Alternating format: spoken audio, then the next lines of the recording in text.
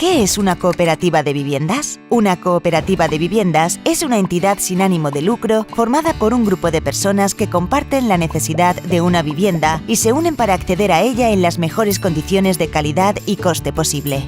Es un modelo no especulativo y un sistema de vida colaborativa o de vida en común que permite hacer efectivo el derecho de los ciudadanos y ciudadanas a acceder a una vivienda digna.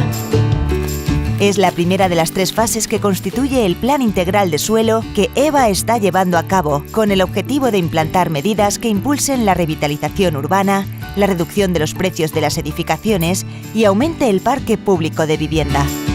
Hoy, muchos ciudadanos y ciudadanas tienen dificultad para acceder a una vivienda. Por ello, la Conselleria de Vivienda, a través de la Entitat Valenciana d'Habitatge i Sòl, ha estudiado nuevas fórmulas que den respuestas reales a sus necesidades con iniciativas que ya se han puesto en práctica en otros países.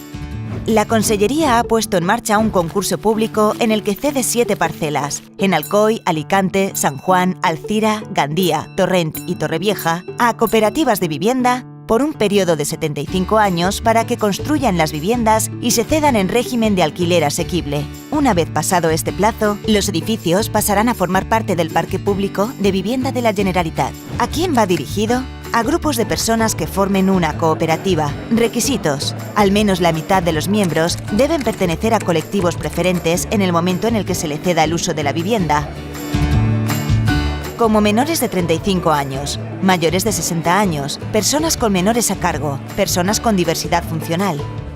La vivienda debe ser su domicilio habitual y permanente. El o la cooperativista no podrá disponer de otra vivienda en propiedad en el momento en el que se le ceda el uso de la vivienda. Deberá tener unos ingresos inferiores a 4,5 veces el IPREM. Un comité de expertos valorará las propuestas. En este concurso se valoran aspectos de calidad arquitectónica, medioambientales, de movilidad, de creación de espacios comunes y de viabilidad financiera de la promoción, primando los criterios de rentabilidad social de los bienes por encima de los de rentabilidad económica. El plazo de presentación de ofertas termina el 28 de febrero de 2019. ¿Dónde puedo obtener más información? En www.evha.es.